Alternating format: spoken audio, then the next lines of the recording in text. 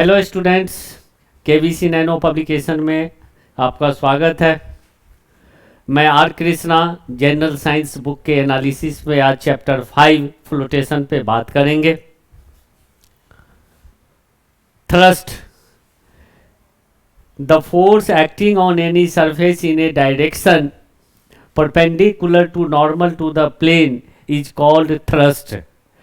Thrust, the SI unit of thrust is Newton. Thrust is also expressed in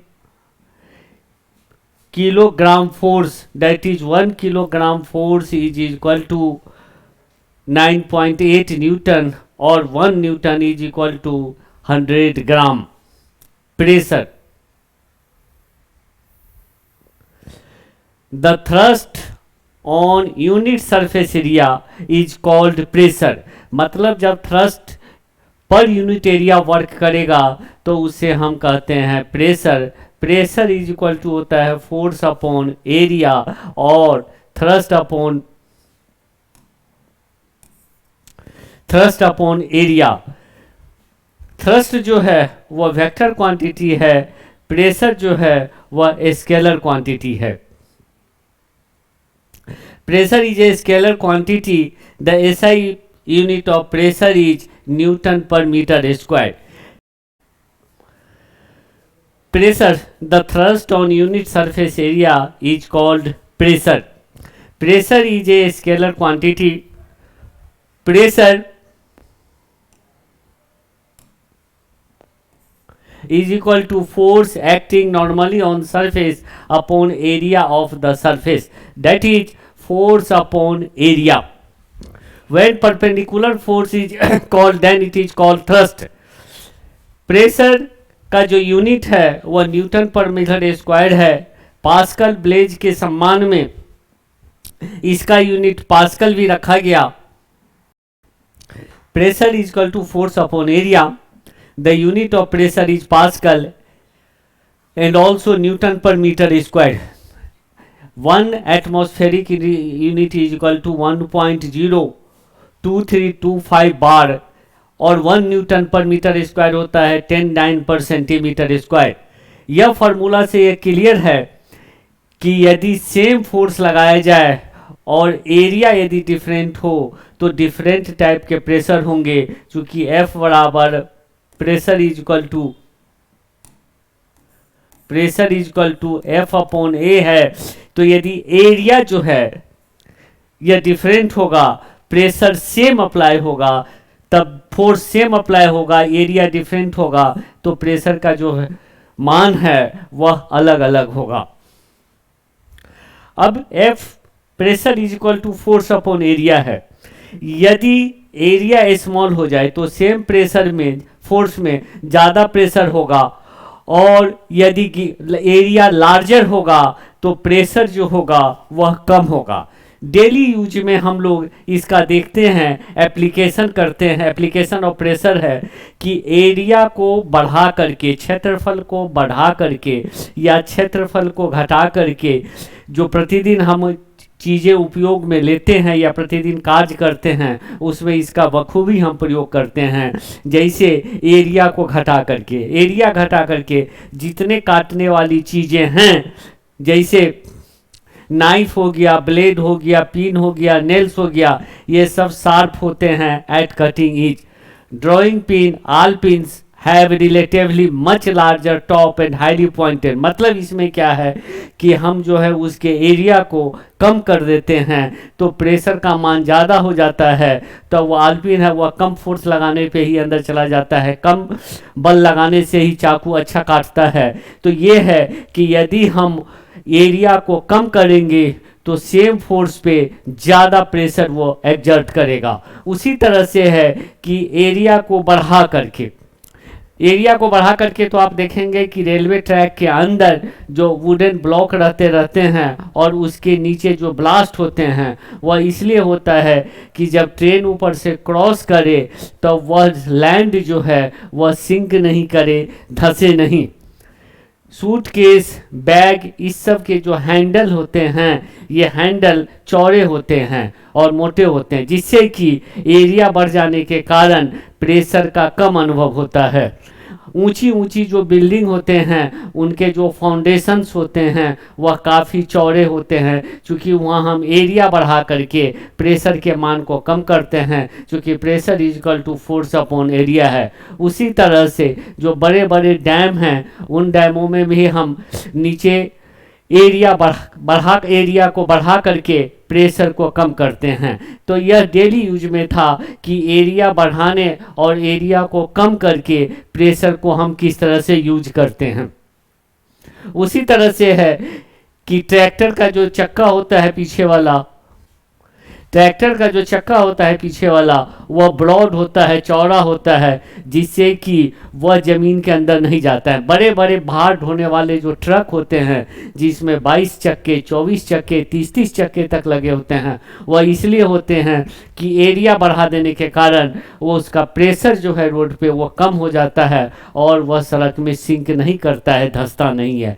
तो ये था कि area को बढ़ा करके और एरिया को कम करके प्रेशर को हम किस तरह से बढ़ाते हैं और प्रेशर को हम किस तरह से कम करते हैं। इसका मतलब कि यदि प्रेशर फिक्स है तो pressure is inversely proportional to area.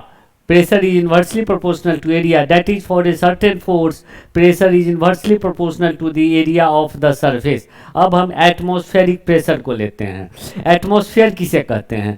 तो जो गैस हमारे चारों तरफ सराउंडिंग्स हैं, जो एज ए इन्वेलप की तरह अर्थ को ढके हुए है, उसे हम एटमॉस्फेयर कहते हैं। और वह एटमॉस्फेयर जो प्रेशर क्रिएट करता है, that is called atmospheric pressure. The pressure exerted by the atmosphere is called atmospheric pressure. The force exerted by air column of air on a unit area of the earth's surface is equal to the atmospheric pressure. Other definition हम देते हैं, the force exerted by the air column of air on unit area of the earth's surface is equal to the atmospheric pressure. The atmospheric pressure at sea level is 1.013 into 10 to the power 5 pascal और Newton per metre square. Pressure के जो हैं, atmospheric pressure के जो हैं various units हैं जो various में दिए हुए हैं, जैसे एसआई यूनिट इसका न्यूटन पर मीटर स्क्वायर और पास्कल है। 1 atmospheric is equal to 1.03 into 10 to the power 5 pascal और 10 to the power 6 dyne per centimetre square है।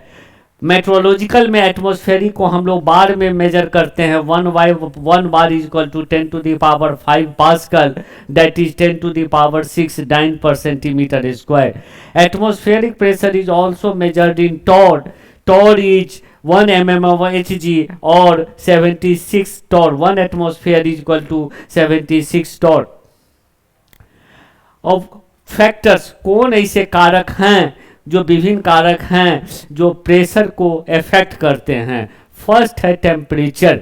यदि टेम्परेचर ज़्यादा होगा तो डेंसिटी कम होगा, आप जानते ही हैं, और डेंसिटी यदि कम होगा मतलब हवा विरल होगी तो दबाव भी कम होगा। इसलिए आप देखते हैं या पढ़ते भी हैं कि जाड़े के समय में तूफान कम आती है और गर्मी के समय में तूफान ज़्यादा आती है। उसका कारण यही है कि टेम्परेचर बढ़ने के कारण प्रेशर कम हो जाता है। तो प्रेशर जो है टेम्परेचर के इन्वर्सली प्रोपोर्शनल है। यदि टेम्परेचर बढ़ेगा तो प्रेशर घटेगा और टेम्परेचर घटेगा तो प्रेशर बढ़ेगा। दूसरा है एल्टीट्यूड। एल्टीट्यूड में होती है लंबाई।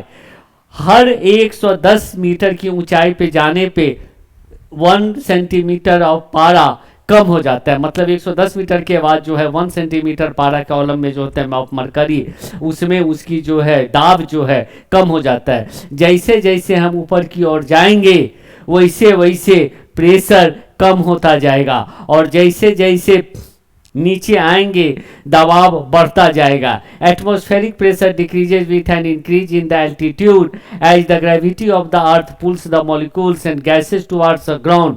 The lowest layer of the earth become densest and exert a greatest fair. मतलब कि धरातल के जितने नज़दीक रहेंगे, जितने समीप रहेंगे, वहाँ दबाव अधिक होगा, और जहाँ ऊंचाई पे जाएंगे तो वहाँ दबाव कम होगा।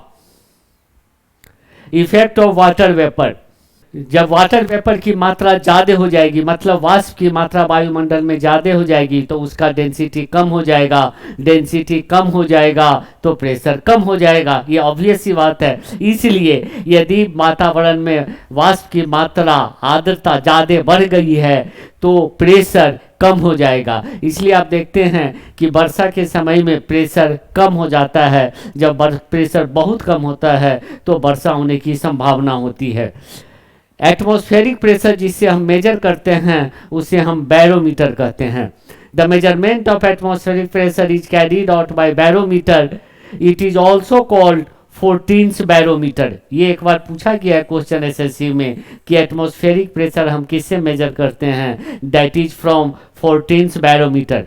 Barometers are also used for weather forecast, कि वेदर के बारे में, मौसम संबंधी जानकारी के बारे में भी बैरोमीटर से हम फोरकास्ट करते हैं। अब इसमें 3 केस होते हैं। यदि बैरोमीटर में हाइट जो है वो एकाएक सडनली कब नीचे गिर जाए, मतलब if the mercury falls suddenly in the barometer, यदि बैरोमीटर में मरकरी एकाएक नीचे आ जाए तो तूफान, आंधी आने की probability of a storm and thunderstorm, तूफान और आंधी आने की संभावना होती है। यदि बैरोमीटर में मरकरी ग्रेजुअली धीरे धीरे नीचे गिरेगा तो indicate the possibility of rain, यदि धीरे धीरे बैरोमीटर में नीचे मरकरी आता है तो वर्षा होने की संभावना होती है। और यदि बैरोमीटर में मरकरी ग्रेजुअली राइज करता है, ऊपर चढ़ता है, तो मौसम स्काई क्लियर रहने की संभावना होती है। तो वेदर फोरकास्ट में भी हम करते हैं। ये क्वेश्चन आपसे पूछा गया है, इस पे थोड़ा सा आप ज़्यादा ध्यान दे देंगे कि if the barometer height falls suddenly, it indicates the coming of a storm. A gradual fall and rise in atmospheric height, barometric height, indicate the possibility of rain and fair weather respectively. इससे question पूछे गए हैं, question पूछे जाने की संभावना है, इस लाइन पे ध्यान दे देंगे। अब प्रेशर, अभी हम एटमॉस्फेरिक प्रेशर की बात कर रहे थे कि प्रेशर इन एटमॉस्फेरिक, अब हम प्रेशर इन फ्लूइड्स लेंगे। अब फ्लूइड्स में देख लीजिए, एच हाइट है फ्लूइड का, एरिया है ये ऑब्जेक्ट जो नीचे है, D density of the area है, H is the depth, D is the density of the liquid और G is the acceleration due to gravity. तो मास इसका होगा A into H into D, और मास को जब हम एक्सीलरेशन ड्यू टू ग्रेविटी से मल्टीप्लाई करेंगे तो वह उस वाटर का वेट होगा। That is the weight of the liquid होगा mass into acceleration due to gravity, that is A into H into D G, that is A H D G. अब pressure होता है थ्रस्ट अपॉन एरिया, जो thrust है वो है A H D G, area है A, it means pressure is equal to H D G. अब देख लीजिए, यहाँ कई सारे क्वेश्चन बनते हैं। 2 पात्र रखे हुए हैं, बर्तन रखे हुए हैं, एक दोनों की लंबाई सेम है, लेकिन ऊंचाई दोनों की सेम है, लेकिन उसका एरिया अलग अलग है। एरिया अलग अलग है दोनों का, एक चौड़े मुंह का है, एक छोटे मुंह का है, लेकिन दोनों में किसी पर्टिकुलर पोजीशन पे जो लिक्विड का प्रेशर होगा वह सेम होगा, क्योंकि pressure is equal to H D G. यहाँ कहीं भी एरिया मेंशन नहीं है इस इक्वेशन में, मतलब बर्तन की जो द्रव में भार होगा, जो द्रव में दाब होगा, वह बर्तन के आकार पे, बर्तन की प्रकृति पे निर्भर नहीं करेगा, वरन वह उसकी ऊंचाई, डेंसिटी और एक्सीलरेशन ड्यू टू ग्रेविटी पे निर्भर करेगा। जहां आप देखते हैं कि d is the density of the fluid है, h is equal to height of the fluid है and g is equal to acceleration due to gravity है, इसमें कहीं भी एरिया नहीं है। इसका मतलब वह जो भार होगा, प्रेशर होगा, वह बर्तन की आकार पे निर्भर नहीं करेगा, बल्कि उसमें रखे गए द्रव की ऊंचाई पे, द्रव के घनत्व पे और गुरुत्वीय त्वरण पे निर्भर करेगा। अब यह जो है लॉज है इसके, liquid pressure is the same in all direction about a point in a liquid, in a stationary liquid the pressure is same at all points और a horizontal plane. Pressure at a point inside the liquid increases with depth from free surface, कि जैसे जैसे नीचे जाएंगे free surface से नीचे उसका depth बढ़ता चला जाएगा, प्रेशर इंक्रीज कर जाएगा। Pressure of fluid is directly proportional to the density of the liquid, that is P is directly proportional to D, P is directly proportional to H and pressure is inversely directly proportional to G। Next जो है कि pressure at the same depth is different in different liquid, it increases with increase in the density of the liquid. अब एक है pascal law. Pascal ने एक law दिया था जिसको लॉ प्रेशर से फ्लूइड ऑफ लिक्विड, मतलब द्रवों में दाब से संबंधित एक नियम पास्कल ने दिया था, जिन्हें हम कहते हैं Pascal's law of pressure. According to Pascal law, whenever an external pressure is applied on a fluid contained in a closed vessel at one place, the pressure is transmitted undiminished in all directions to every portion of the fluid and to the wall of the container। इसका माने लबोलुबा Pascal's law of pressure का ये है कि जब किसी बंद द्रव पे आप प्रेशर एक्सर्ट करेंगे, दबाव डालेंगे, तो जितने भी एग्जिट पॉइंट होंगे एट सेम हाइट, सबसे द्रव एक समान दाब पे बाहर निकलेगा। और ये क्वेश्चन इससे पूछा भी गया है कि म्युनिसिपल कॉरपोरेशन और नगर निगम जो घरों में वाटर सप्लाई करता है, जल की आपूर्ति करता है, वह किस सिद्धांत पे काम करता है? तो वह काम करता है Pascal's law of motion, Pascal's law.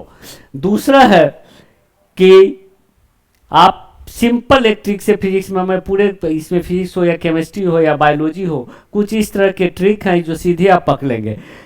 जहां भी हाइड्रोलिक वर्ड यूज हो, हाइड्रोलिक का जो प्रिंसिपल्स है वह पास्कल्स लॉ ऑफ प्रेशर पे ही काम करता है। हाइड्रोलिक डोर हो, हाइड्रोलिक ब्रेक हो, हाइड्रोलिक लिफ्ट हो, हाइड्रोलिक विंडो, मतलब जिसके साथ हाइड्रोलिक लगा हो वह सीधा है कि पास्कल्स लॉ ऑफ प्रेशर पे काम करता है। ये तो डेली लाइफ में हम देखते हैं। अब आ जाइए बॉयंसी। बॉयंसी का मतलब होता है उत्प्लावन। उत्प्लावन का मतलब होता है ऊपर की तरफ तैरना। बॉयंसी उसी को कहते हैं। बॉयंसी में क्या होता है? एक अब थ्रस्ट फोर्स लगता है। The property of a fluid due to which it exerts an upward force on any object immersed in the fluid is called buoyancy. That is, it is a property exhibited by all fluids, whether liquids or gases. The upward force on immersed object is called the buoyant force or of thrust or force of buoyancy. It is due to the buoyancy that when a body is immersed in a liquid appears to be lighter than in the air.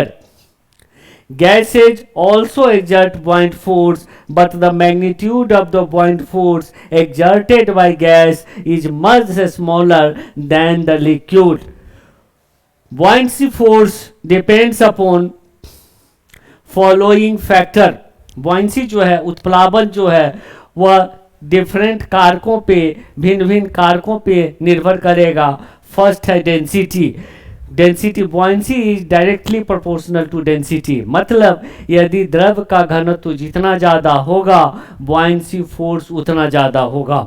दूसरा है size और volume of the body emerge in a fluid, कि जो body है, जो वस्तु है, उसका साइज क्या है, जो वस्तु को हम किसी द्रव में डुबो रहे हैं, उसके डायरेक्टली प्रोपोर्शनल होता है। That is buoyancy force is directly proportional to the volume of the body emerge in a fluid. तीसरा है buoyancy is directly proportional to gravity. यदि एक्सीलरेशन ड्यू टू ग्रेविटी ज़्यादा है तो बॉयंसी फोर्स ज़्यादा होगा, एक्सीलरेशन ड्यू टू ग्रेविटी कम है तो बॉयंसी फोर्स कम होगा। और नेक्स्ट है buoyancy is inversely proportional to the temperature of the fluid. यदि फ्लूइड का टेम्परेचर ज़्यादा है तो बॉयंसी फोर्स कम होगा, यदि फ्लूइड का टेम्परेचर कम है तो बॉयंसी फोर्स ज़्यादा होगा। मतलब गर्म द्रवों में जो है उत्प्लावकता ज़्यादा कम होगी, ठंडे द्रवों में उत्प्लावकता मतलब बॉयंसी ज़्यादा होगी। अब इसका मतलब है कि फिर से एक बार देख लें, इसके 4 फैक्टर हैं। पहला डेंसिटी है, डेंसिटी डायरेक्टली प्रोपोर्शनल होगा, जितना द्रव का घनत्व होगा उतना ज़्यादा उत्प्लावकता होगी। एक्सीलरेशन ड्यू टू ग्रेविटी है, गुरुत्वीय त्वरण है, गुरुत्वीय त्वरण जितना ज़्यादा होगा उतना ज़्यादा होगा, चूंकि उतना द्रव गाढ़ा होगा, वेट ज़्यादा होगा, जितना द्रव का भार ज़्यादा होगा उतना उत्प्लावकता होगा। नेक्स्ट है इमर्ज ऑब्जेक्ट का वॉल्यूम, कि वह किस तरह कितना वाटर डिस्प्लेस कर रहा है या फ्लूइड को डिस्प्लेस कर रहा है। और नेक्स्ट है temperature, that is buoyancy is inversely proportional to temperature. अब आर्किमिडीज का प्रिंसिपल है। आर्किमिडीज के प्रिंसिपल आप जानते ही हैं, जब किसी वस्तु को पूर्णतः या अंशतः किसी द्रव में डुबोया जाता है तो उसके भार में एक अपेक्षिक कमी महसूस होता है, शॉर्ट में जिसे हम कहते हैं Archimedes principle. According to this principle when an object is immerse wholly और partly in a fluid, fluid की मीन्स होता है लिक्विड और gas, it experiences a buoyancy force which is equal to the weight of the fluid displaced by it. When an object is immersed wholly or partly in a fluid, it suffers an apparent loss in its weight। कि जब किसी वस्तु को हम पूर्ण रूप से या आंशिक रूप से किसी द्रव में डुबोते हैं तो उसके भार में एक आभासी कमी हो जाती है और द आभासी ये जो कमी होती है वह वस्तु के द्वारा हटाए गए द्रव के भार के बराबर होती है। मतलब जब किसी वस्तु को पूर्णतः या अंशतः किसी द्रव में डुबोएंगे तो उसकी एक भार में कमी महसूस होगा और वह कमी जो है द्रव के हटाए गए भार के बराबर होता है। When an object is immersed wholly or partly in a fluid, it suffers an apparent loss in its weight. This apparent loss in the weight of the object is equal to the weight of the fluid displaced by it. अब Archimedes सिद्धांत के जो हैं सिद्धांत applications क्या हैं? Archimedes सिद्धांत के applications, Archimedes principle has many applications. Some of these are: Archimedes principle is used in designing ships and submarine. Ship और सबमरीन जो जलीय जहाज हैं उनका जो डिजाइन किया जाता है, उनका जो आकार बनाया जाता है उसमें इसका उपयोग होता है। दूसरा, working of electrometer use to determine the purity of a sample of milk. ये क्वेश्चन एसएससी में भी पूछा गया है कि इलेक्ट्रोमीटर क्या करता है? इलेक्ट्रोमीटर दूध की शुद्धता मापता है। और यही क्वेश्चन आईएएस के एग्जाम में पूछा गया है कि लैक्टोमीटर किस सिद्धांत पे काम करता है। मतलब देखिए कि जो एसएससी में क्वेश्चन पूछे गए हैं उसी क्वेश्चन को आईएएस में भी पूछ देते हैं, बस उसका थोड़ा सा उसमें वो कॉन्सेप्ट पे ज़्यादा जाते हैं। एसएससी में पूछा गया है कि लैक्टोमीटर से क्या करते हैं, तो लैक्टोमीटर से हम दूध की शुद्धता मापते हैं। और वही क्वेश्चन जब है कि लैक्टोमीटर किस सिद्धांत पे काम करता है, that is lactometer works on the principle of flotation. तैरने के सिद्धांत पे काम करता है। आर्किमिडीज में भी क्या है? तैरने का सिद्धांत है। मतलब कि यह किस सिद्धांत पे काम करेगा? तैरने के सिद्धांत पे काम करेगा। तो लैक्टोमीटर से आप देखेंगे, लैक्टोमीटर से क्वेश्चन आता है। उसी तरह से हाइड्रोमीटर है। Hydrometer use to determine density of liquid are based on this principle, कि हाइड्रोमीटर से जो है द्रवों का घनत्व हम मापते हैं। नेक्स्ट है Archimedes you can usually determine the value of relative density of solid और लिक्विड। मतलब इसके 4 एप्लीकेशन है। एक तो है कि जलीय जितने यान हैं उनके डिजाइन करने में, दूसरा है लैक्टोमीटर, तीसरा है hydrometer and last one is कि we can easily determine the value of relative density of the solid and liquids. Density D is equal to m upon v. m is equal to mass, v is equal to volume, that is आयतन, और द्रव्यमान के अनुपात को हम घनत्व कहते हैं। Density of a substance is defined as the mass of one unit volume of that substance. In other words, mass per unit volume substance is called density. Archimedes के प्रिंसिपल से जो हम हैं प्यूरिटी का भी पता करते हैं कि मेटल की प्यूरिटी का, क्योंकि इन्होंने किस तरह से सिद्धांत दिया ये तो आप कथा जानते होंगे, इसलिए उस पर फिर से डिस्कस करने का कोई फायदा नहीं है कि आर्किमिडीज ने किस तरह से इसे किया। जब वो बाथ में फ्लोट कर रहे थे, स्नान कर रहे थे, तो उसी समय उनके दिमाग में ये बात कौधा। और उसके बाद क्या मतलब, इससे हम चूंकि डेंसिटी का असर पड़ता है, डेंसिटी के कारण इसके फ्लोटेशन पर असर पड़ता है, तो मेटल की प्यूरिटी हम डेंसिटी से मापते हैं। Density of a substance, mass of the substance, volume of the substance, इसका जो ऐसा यूनिट है डेंसिटी का वह किलोग्राम पर मीटर क्यूब है, KG metre per cube. The density of a given sample of a substance help up to determine its purity, मतलब density के द्वारा हम किसी वस्तु की शुद्धता की माप करते हैं। नेक्स्ट है relative density. Relative density of a substance is the ratio of its density to that of water. मतलब relative density ratio है, अनुपात है कि density mass of the substance but a mass of water having volume equal to that of the substance. ये ratio में है, इसलिए relative density का कोई यूनिट नहीं होगा। Relative density of A solid can be easily determined by Archimedes principal. Density of the substance is equal to the relative density of a substance into 10 to the power 3 kg meter per square। इस formula से आप निकाल सकते हैं कि यदि relative density दिया हुआ है तो किसी भी सब्सटेंस का हम डेंसिटी कैसे निकाल देता है। इसी relative density similar quantities hence it has note unit. अब हम आते हैं फ्लोटेशन, तैरना। फ्लोटेशन किसे कहते हैं? फ्लोट करना, उत्प्लावन करना, तैरना। इसके 3 नियम हैं, इस पिक्चर में आप देख रहे होंगे। Latest condition for floating, 3 conditions हैं, इसके 3 नियम हैं कि जो ये फ्लोटिंग को बताता है। एक है कि वेट कंडीशन फॉर फ्लोटिंग और सिंक ऑफ एनी सब object place on the surface of a fluid. यदि किसी द्रव के सतह पे कोई वस्तु रखी गई है तो वह वस्तु तैरेगी या डूब जाएगी या उत्प्लावन करेगी। ये 3 स्थितियां होगी। पहला है W is equal to mg, that is object having vertically downwards. Buoyant force जो है वह FB है, B means buoyancy, F means force. यदि W इज मास, यदि बॉइंस फोर्स से ज्यादा होगा, यदि किसी ऑब्जेक्ट का मास बॉयंसी फोर्स से ज़्यादा होगा तो वह ऑब्जेक्ट डूब जाएगा, वह नीचे जाकर के तली पे जाकर के बॉटम पे जाके बैठ जाएगा और वह डूब जाएगा। सेकेंड है कि यदि वेट जो है वह बॉयंसी फोर्स के बराबर होगा, यदि जो द्रव का भार है वह बॉयंसी फोर्स के बराबर होगा तो उस स्थिति में वह द्रव में डूबते हुए तैरेगा।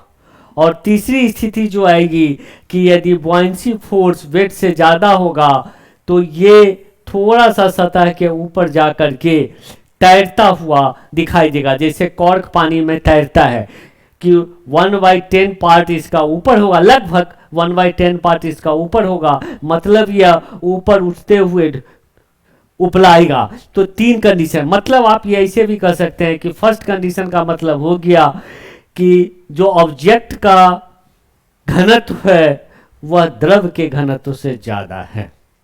The density of the object is greater than, first A में the density of the object is greater than the density of the fluid.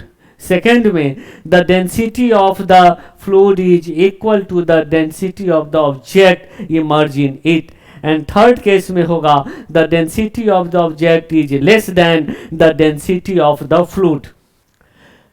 ये मैं आपको कर, जैसे आप देख रहे हैं कि यदि बॉयंसी फोर्स से वेट ज़्यादा है तो वह डूब जाएगा, जैसे एक आयरन नेल हो गया यदि buoyancy फोर्स और द्रव का वेट दोनों एक है तो वह फ्लोट करेगा. It means it will neither sink nor float but remain fully immersed in the fluid just below its surface. जैसे एक प्लास्टिक बोतल है, उसमें पानी भरा हुआ है और वह पानी के ऊपरी सतह से नीचे थोड़ा सा डूब करके तैरता रहता है. थर्ड में है जो आपको है कि buoyancy फोर्स यदि वेट से कम है, in this situation only A part of the object remains emerge in the liquid such that the weight of the fluid displaced by the immersed part of an object just balance its weight. ये तीन जो थे ये buoyancy के नियम थे. अब law of flotation है. लॉ ऑफ फ्लोटेशन है तैरने का नियम. An object will sink in a fluid if density of the object is greater than that of the fluid. कि यदि ऑब्जेक्ट जो है सिंक करेगा यदि उसकी डेंसिटी जो है ज़्यादा होगी फ्लूइड के डेंसिटी से. जैसे स्टील की density 786 kg metre per cube होता है और वाटर का 1000 kg मीटर पर क्यूब होता है, तो वह इसमें डूब जाता है. तो एक स्टील नीडल और स्टील सिलेंडर जो है वह सिंक कर जाता है. An object will float in a fluid if density of the object is lesser than the data fluid. For example, density of soft wood is 5 to 5 kg meter per cube, which is less than the density of water, so it will float on the surface. अब जो है हम इसके application पे बात करेंगे कि flotation का एप्लीकेशन क्या है, इसके उपयोग क्या क्या हैं. फर्स्ट है कि an iron needle sinks in water but a ship made of iron floats. Second, a submarine may float और sink in a water as desire. कि सबमेरीन में आप जानते ही हैं कि हम कभी उसे जल की सतह के ऊपर ले आते हैं और कभी जल के सतह के अंदर ले जाते हैं. यह डिपेंड करता है कि हम क्या चाह रहे हैं. And ice cube floats on water. The density of ice is 920 की जो kg metre per cube, but the density of water is 1000. तो पानी के घनत्व से बर्फ के टुकड़े का घनत्व कम होता है, इसलिए बर्फ का टुकड़ा जो है पानी के ऊपर तैरता है. यह भी आपसे पूछा गया है कि कितना भाग यदि गिलास पानी से भरा हुआ है और उसमें एक बर्फ का टुकड़ा तैर रहा है तो कितना भाग अंदर होगा और कितना भाग बाहर होगा. तो 9/10 पार्ट जो आइस क्यूब का पार्ट होगा, 9/10 भाग वह पानी के अंदर होगा और 1/10 भाग ऊपर होगा. नेक्स्ट जो है iceberg floats on a sea water. Density of iceberg is 910 kg metre. Ice से आइसबर्ग का डेंसिटी थोड़ा ज़्यादा होता है क्योंकि इसमें सैलिनिटी होती है, इसलिए इसका 1/9 पार्ट जो है ऊपर रहेगा और 8/9 पार्ट जो है वह नीचे रहेगा. आप ये देखते हैं कि जब आप नदी से तैरते हुए समुद्र में जाते हैं तो आपको तैरना आसान हो जाता है. दूसरा, यदि कोई शिप या जहाज है वह नदी में से जाते हुए समुद्र में इंटर करती है तो वह ऊपर उठ जाती है, उसके मस्तूल ऊपर उठ जाते हैं, उसका कुछ भाग नाव जहाज का ऊपर हो जाता है. तो यह डेंसिटी के कारण होता है, क्योंकि समुद्र के जल का घनत्व जो है पानी के घनत्व से ज़्यादा है, जिसके कारण वहाँ उसे तैरने में आसानी होती है. ये इसके कुछ उपयोग थे. अब इसी सिद्धांत पे जो है hydrogen field balloon floats in air because wait of the balloon is less than the weight of the air displaced by it. इसी सिद्धांत पे, फ्लोटेशन के सिद्धांत पे हाइड्रोमीटर काम करता है. Hydrometer works on the principle of floating. ये याद रखेंगे क्योंकि इलेक्ट्रोमीटर का आपसे पूछा जा चुका है इसो यूपीएससी में कि इलेक्ट्रोमीटर किस सिद्धांत पे काम करता है. उसी तरह से hydrometer works on the principle of floating. Hydrometer is a direct reading instrument used for measuring the density or relative density of liquid. Next, the weight of the liquid displaced by the immersed portion of the hydrometer is equal to the weight of the hydrometer. अब ये जो है buoyancy force और volume of the emerge part के बीच का जो graph है ए में है, स्ट्रेट लाइन जाएगा और ये दोनों में जब बुयांसी फोर्स और डेंसिटी का आप लेंगे तो स्ट्रेट में जाएगा. यहाँ कुछ फ्लूइड्स हैं जिनके डेंसिटी दिए गए हैं, ये आप कर लेंगे. धन्यवाद. नेक्स्ट क्लास में हम लोग surface tension, Bernoulli's theorem, viscosity, इन सब पे चर्चा करेंगे।